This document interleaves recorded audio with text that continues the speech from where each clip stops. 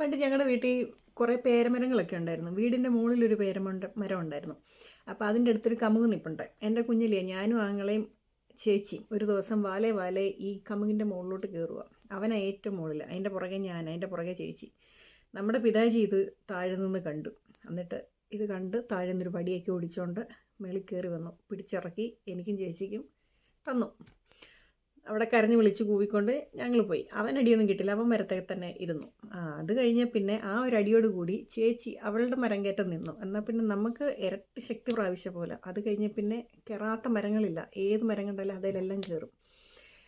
ഞങ്ങളുടെ വീട്ടിൽ കുറേ പറങ്ങാമരം ഉണ്ടായിരുന്നു, പറങ്ങാവ്.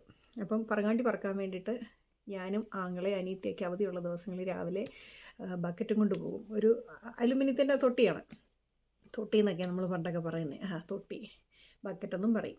അപ്പോൾ അതും കൊണ്ട് പോകും. പിന്നെ വലിയൊരു ഈറയുടെ തോട്ടിയുണ്ട് കുലുക്കി പറിച്ചിടാൻ വേണ്ടിയിട്ട്. അങ്ങനെ കയറിപ്പോകും.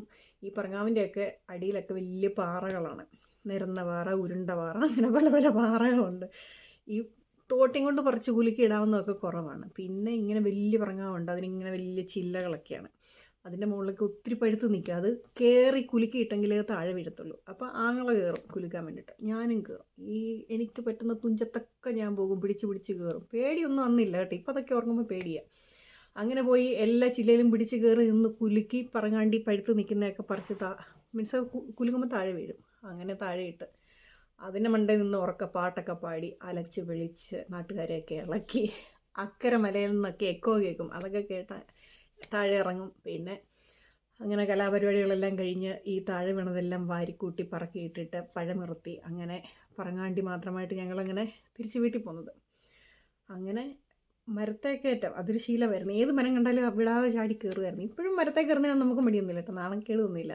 മരം കയറി എന്നൊക്കെ എല്ലാവരും വിളിക്കുകയൊക്കെ ചെയ്യുമായിരുന്നു പണ്ട്.